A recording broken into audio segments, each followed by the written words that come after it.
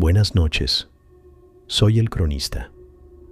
Bienvenidos a este archivo, un registro de las anomalías que se filtran en la rutina de nuestras vidas. El protagonista de las historias de esta noche es una figura que todos conocemos, él o la recepcionista. Son los guardianes del umbral, el primer rostro que vemos al entrar en un hotel, una oficina, un hospital. Se sientan en la encrucijada del ir y venir, observando el flujo constante de la vida ajena. Su labor es la de ser un filtro, de mantener el orden, de contestar el teléfono y de sonreír, incluso cuando la noche es larga y el silencio pesa. Pero, ¿qué sucede cuando la llamada no proviene de ninguna extensión conocida?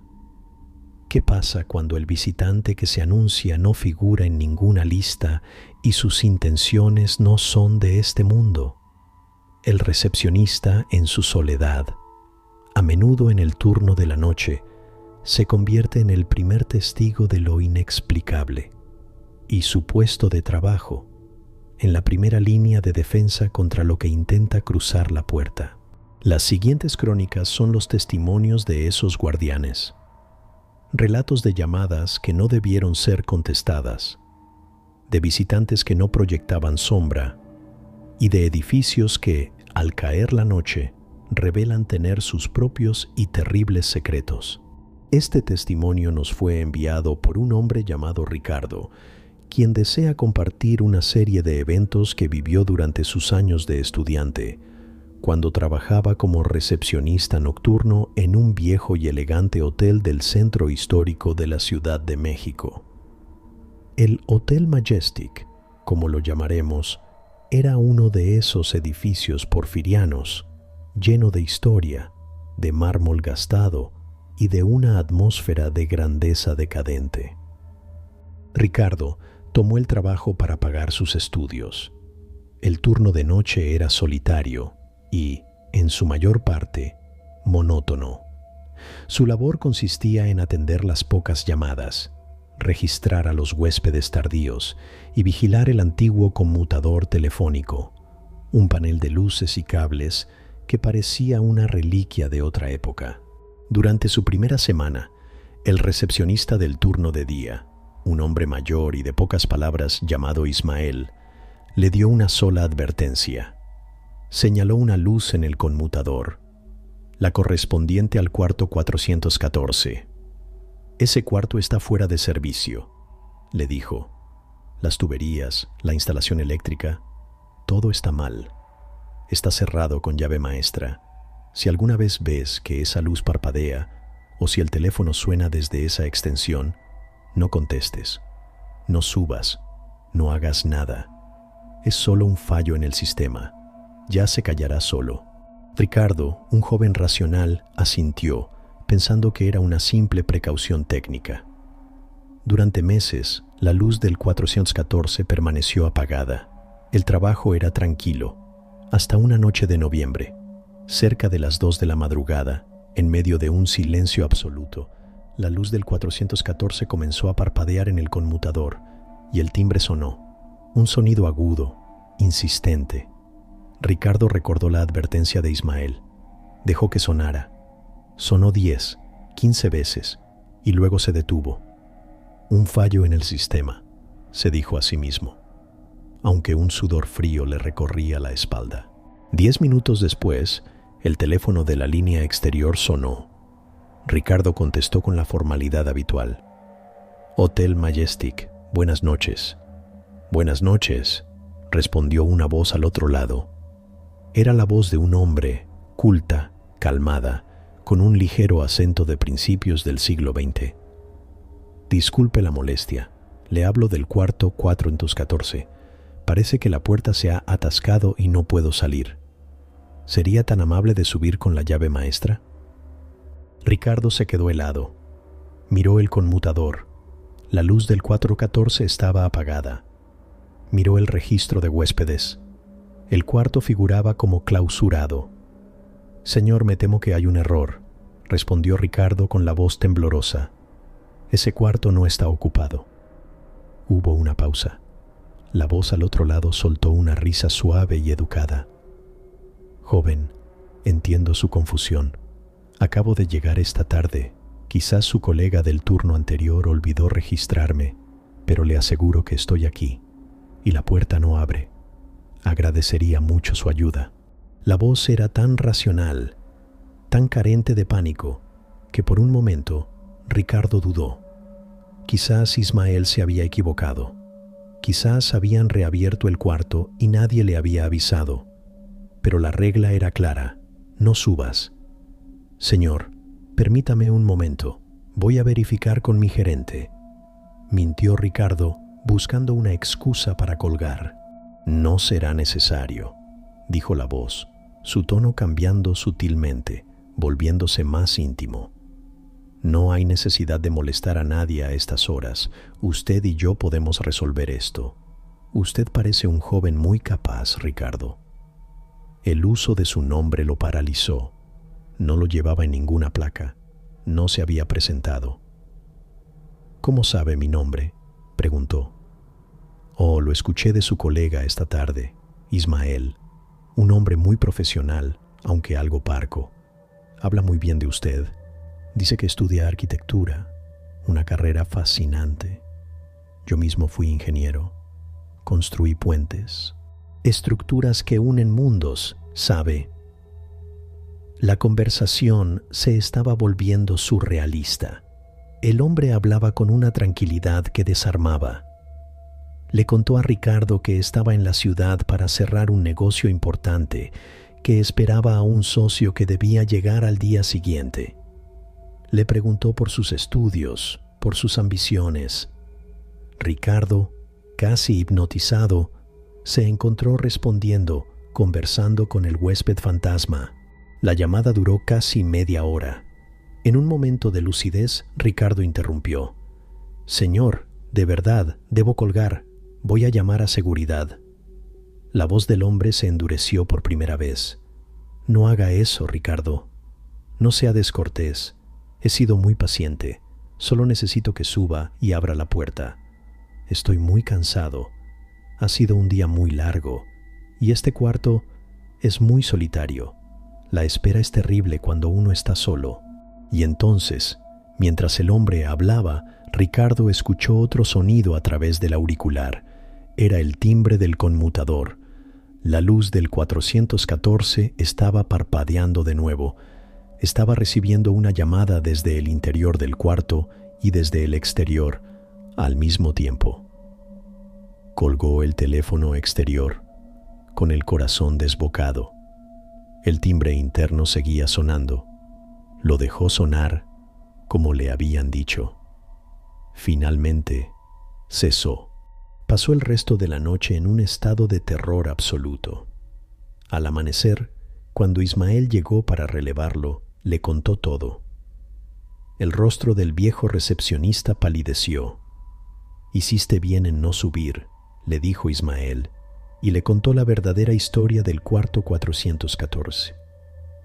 En los años 40, un empresario se había hospedado allí. Esperaba a un socio para cerrar el negocio de su vida. El socio nunca llegó. Lo había traicionado y huido con todo el dinero. El empresario, arruinado y con el corazón roto, se quitó la vida en esa habitación. Desde entonces, su espíritu seguía allí, atrapado en una repetición eterna de su última noche, esperando a su socio. Y a veces, en su infinita soledad, llamaba a la recepción. «No quiere hacer daño», dijo Ismael. «Solo busca compañía. Pero la gente que ha subido, los que han abierto la puerta, no vuelven a ser los mismos. Uno de ellos renunció al día siguiente. Otro terminó en un psiquiátrico. Dicen que al abrir la puerta no encuentran a nadie, pero que el espíritu se les pega y los condena a ellos también a una vida de espera, a sentir que siempre les falta algo que nunca va a llegar». Ricardo renunció a ese trabajo una semana después. Pero, me confesó, la experiencia lo marcó. A veces, en la soledad de la noche, cuando el teléfono suena, siente un eco de ese miedo. el miedo a contestar y encontrar al otro lado una voz educada, paciente, que le pide que, por favor, le abra la puerta a su terrible y eterna soledad. Un hotel antiguo puede ser la morada de los ecos del pasado, pero a veces el horror no necesita de la pátina del tiempo. Puede anidar en las estructuras más modernas y estériles, en lugares que, por su propia naturaleza, deberían ser transparentes, pero que ocultan secretos en pisos que oficialmente no existen. La siguiente crónica, relatada por un supervisor de seguridad, trata sobre uno de esos edificios. Esta es la historia del primo de una amiga, un hombre al que llamaremos Jorge. Jorge es supervisor en una gran empresa de seguridad privada en la ciudad de Monterrey. Su trabajo consiste en visitar las instalaciones de sus clientes por la noche para asegurarse de que sus guardias cumplan con los protocolos. Ha visto de todo, desde robos frustrados hasta guardias dormidos, pero ninguna experiencia lo preparó para lo que encontró en la Torre Axis. La Torre Axis es un rascacielos de oficinas de lujo, una mole de cristal y acero en el corazón de San Pedro. Un edificio inteligente, con sistemas de seguridad de última generación. Jorge fue asignado a supervisarlo. Desde el principio, notó una anomalía que, si bien es común, siempre le había parecido curiosa. El edificio tenía 30 pisos, pero en el panel del elevador, los números saltaban del 12 al 14. No había piso 13, una superstición común en la arquitectura para apaciguar a los clientes aprensivos. Una noche, mientras revisaba los reportes en la caseta de recepción, vio algo extraño en el registro de llamadas internas. Había varias llamadas perdidas a la extensión 0, la de la recepción, provenientes de la extensión 1300. ¿Piso 13? Le preguntó al joven guardia de turno. Imposible, ese piso no existe. Jorge revisó el directorio del edificio. Estaba en blanco. El piso 13 figuraba como en remodelación permanente. La semana siguiente, mientras hacía una ronda, vio algo que lo inquietó. 2 personas, un hombre y una mujer, salieron del elevador de servicio que usualmente solo usaba el personal de mantenimiento. Iban vestidos con trajes de un corte impecable, pero extrañamente anticuado. Y sus rostros eran pálidos, casi cerosos, y sus ojos estaban ocultos tras unas gafas de sol oscuras, a pesar de ser las 3 de la mañana. Pasaron a su lado sin mirarlo y salieron del edificio. No los había visto entrar. No figuraban en el registro de visitantes. Jorge, con la mosca detrás de la oreja, comenzó a investigar. Le preguntó al jefe de mantenimiento del edificio, un hombre viejo y a punto de jubilarse. El hombre, al principio, se negó a hablar, pero tras la insistencia de Jorge, lo llevó a un cuarto de servicio y le contó la verdad. El piso 13 sí existe, le dijo en voz baja, pero no es para nosotros. Está arrendado a una sola empresa, una empresa de la que nadie sabe nada. Se llama Consorcio Thanatos. El nombre le dio un escalofrío a Jorge. Thanatos, el dios griego de la muerte. El jefe de mantenimiento le explicó que tenían prohibido el acceso a ese piso. La empresa tenía su propio equipo de mantenimiento, su propia seguridad. Nadie, absolutamente nadie del personal del edificio podía subir. ¿Y qué hacen ahí?, preguntó Jorge. El viejo se encogió de hombros. Nadie lo sabe. No hacen ruido. Nunca piden nada. Pero a veces por la noche, los que limpian los pisos 12 y 14 se quejan de un olor extraño que se filtra por los ductos de ventilación. Un olor como a tierra fría, como a flores de velorio. La curiosidad de Jorge se convirtió en una obsesión. Cada noche vigilaba las cámaras de seguridad. buscando cualquier actividad relacionada con el piso 13. Veía a las figuras pálidas entrar y salir por el elevador de servicio a horas intempestivas, y las llamadas de la extensión 1300 a la recepción seguían ocurriendo. Una noche se atrevió a contestar: «Recepción, buenas noches». Al otro lado solo escuchó un sonido. No era estática, era un sonido bajo, rítmico, como el de un corazón latiendo muy, muy lentamente. Y luego un susurro de mujer, frío y sin emoción: «El servicio está listo para ser recogido». Y la llamada se cortó.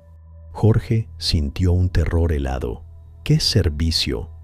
El clímax llegó una noche de tormenta. Un rayo provocó un fallo en el sistema eléctrico y los elevadores se detuvieron. Jorge estaba en el piso 15 cuando ocurrió. Tuvo que bajar por las escaleras de emergencia. Al pasar por el piso 13, notó que la puerta de servicio, usualmente cerrada con un complejo sistema electrónico, estaba ligeramente entreabierta. El fallo eléctrico la había desbloqueado. Luchó contra su instinto. Sabía que debía seguir de largo, pero no pudo. Empujó la puerta y entró. El piso 13 estaba en una oscuridad casi total, rota solo por la luz de emergencia, y estaba completamente vacío. Era un espacio diáfano de cientos de metros cuadrados de cemento pulido.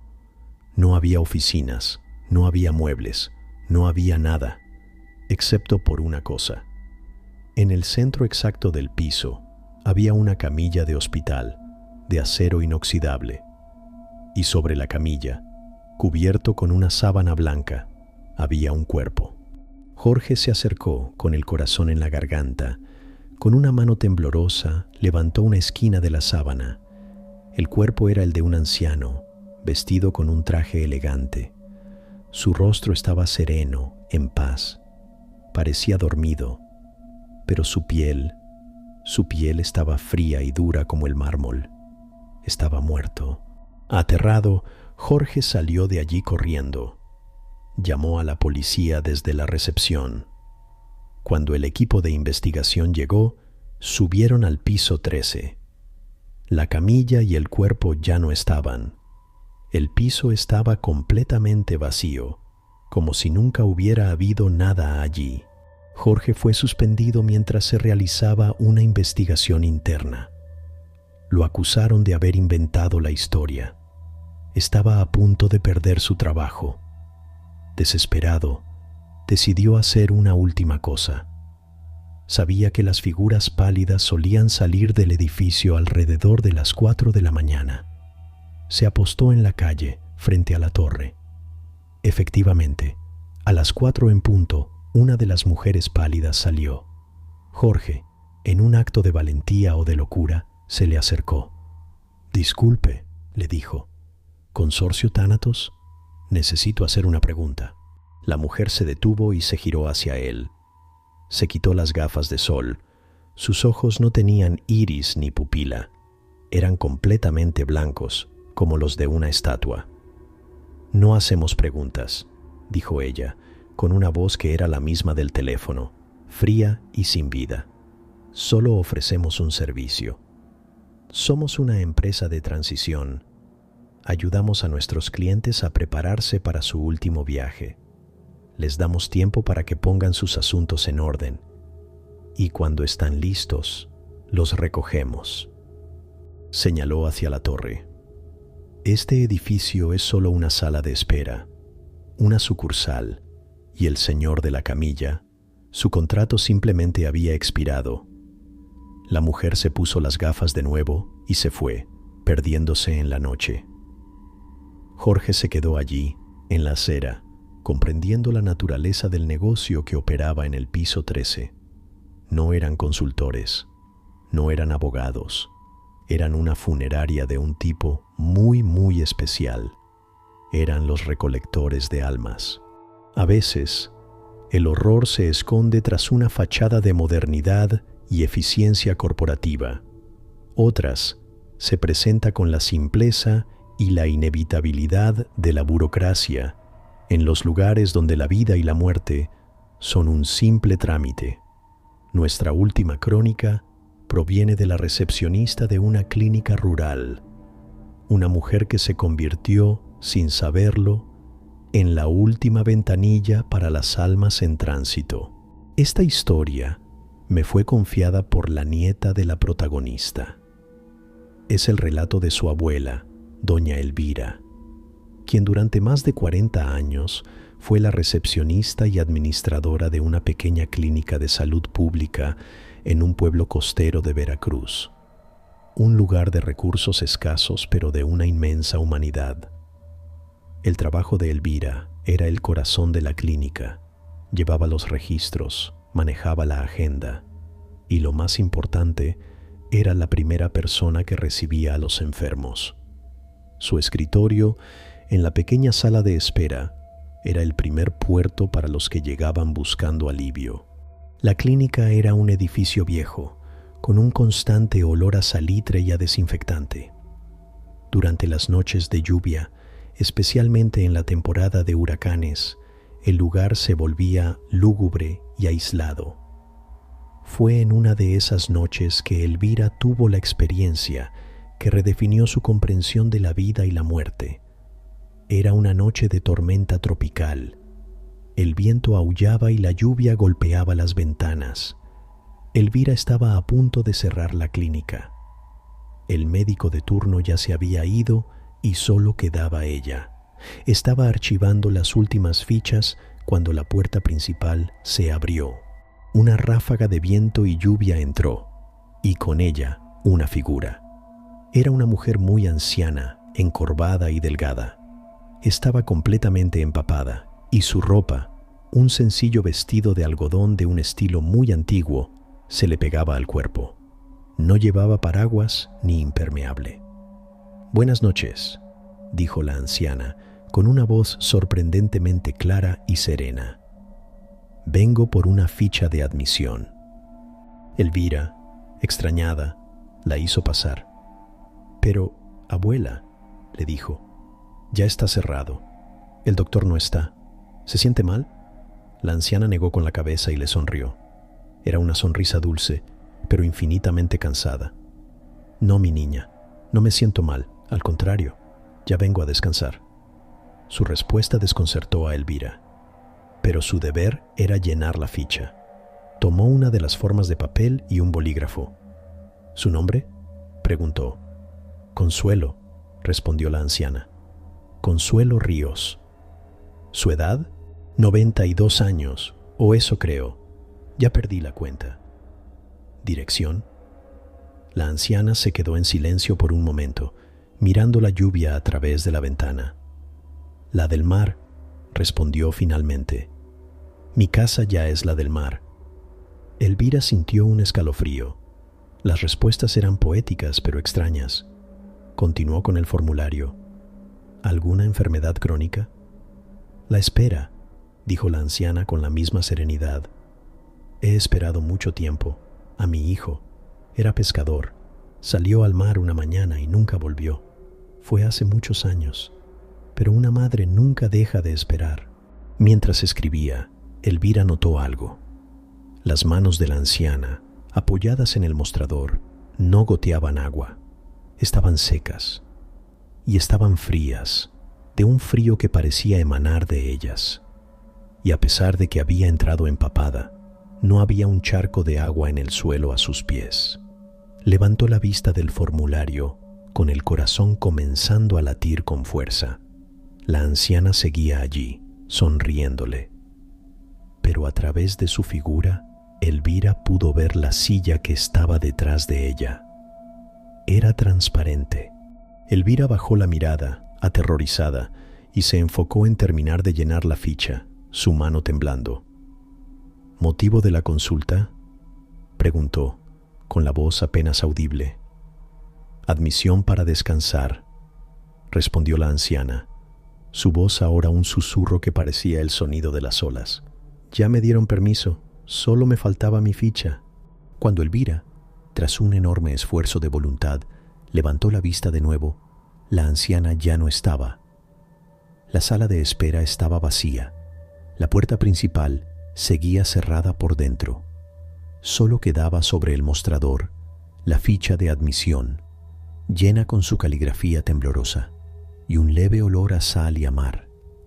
A la mañana siguiente, temblando, le contó la historia al director de la clínica, un médico viejo que había fundado el lugar décadas atrás. El doctor la escuchó en silencio, sin mostrar sorpresa.